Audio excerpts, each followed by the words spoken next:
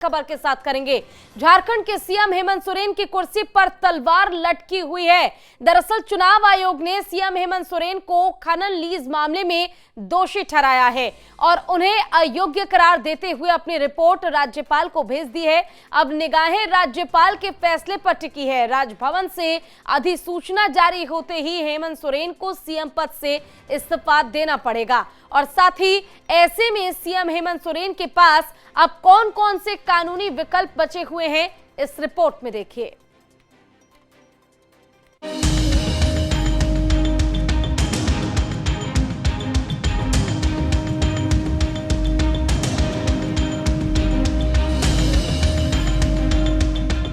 झारखंड के सीएम हेमंत सोरेन की कुर्सी पर तलवार लटकी हुई है।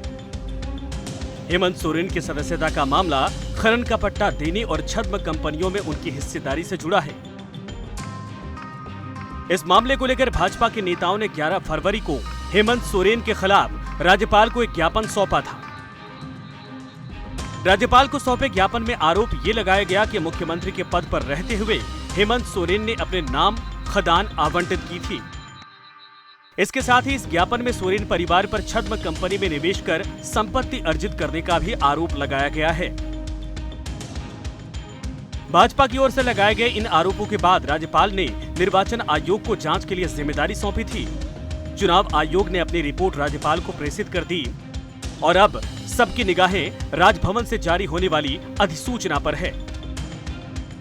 लेकिन अब सवाल ये उठता है कि अगर राज्यपाल ने सीएम हेमंत सोरेन की विधानसभा सदस्यता समाप्त कर दी तो उनके पास और क्या कानूनी विकल्प बचते हैं। पहला विकल्प, हाईकोर्ट में स्टे के लिए कर सकते हैं दाखिल याचिका। स्टे मिलने पर अंतिम फैसला आने तक बने रहेंगे मुख्यमंत्री।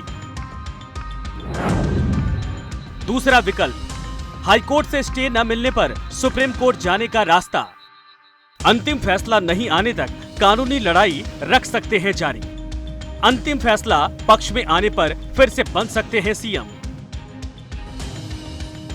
बता दें कि झारखंड के सीएम हेमंत सोरेन के मामले में चुनाव आयोग ने जनप्रतिनिधि अधिनियम 1951 की धारा 9A के तहत लाभ का पद से जुड़े नियमों के उल्लंघन को लेकर सुनवाई की थी और अपनी रिपोर्ट राज्यपाल को सौंप दी है। जनप्रतिनिधि अधिनियम 1951 की धारा 9A के मुताबिक कोई भी सांसद, विधायक लाभ का अन्य पद ग्रहण नहीं कर सकता। संविधान के अनुच्छेद 191(1)A में वर्णित नियमों के मुताबिक कोई भी सांसद और विधायक लाभ का दूसरा पद नहीं ग्रहण कर सकता।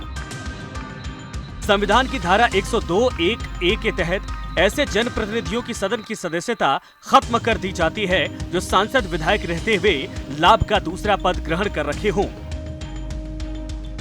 कुल मिलाकर कोई भी व्यक्ति लाभ के पद पर आसीन रहते हुए 2 जगहों से वेतन या भत्ते प्राप्त नहीं कर सकता।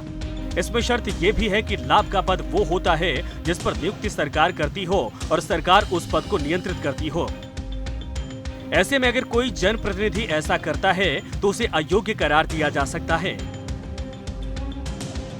जनप्रतिनिधित्व कानून की धारा 8 की उपधारा 1, 2 और 3 में उन अपराधों की सूची है जिसमें दोषी ठहराए जाने पर व्यक्ति चुनाव लड़ने और सदन का सदस्य होने से अयोग्य हो जाता है। सदस्यता की अयोग्यता 2 तरीकों से होती है। पहली श्रेणी, इनमें उन विशेष कानूनों का जिक्र है जिसमें दोषी पाए जाते ही व्यक्ति अयोग्य हो जाता है। इन कानूनों में भ्रष्टाचार निरोधक कानून भी शामिल है। दूसरी श्रेणी, इस श्रेणी में सजा की अवधि से अयोग्यता तय करती है, जैसे जमाखोरी, मिलावट और दहेज प्रताड़ना में 6 माह की सजा होने पर अयोग्य घोषित किया जाता है। इनके अलावा किसी भी जुर्म में 2 वर्ष या इससे अधिक की सजा होने पर व्यक्ति 6 वर्ष तक चुनाव नहीं लड़ सकता है। चुनाव आयोग की रिपोर्ट के बाद बेशक फैसला लेना अब राज्यपाल का दायित्व बन चुका है, लेकिन राज्यपाल के फैसले के खिलाफ हेमंत सोरेन के पास कई कानूनी विकल्प अब भी मौजूद हैं। Bureau report, news state, Bihar Jharkhand.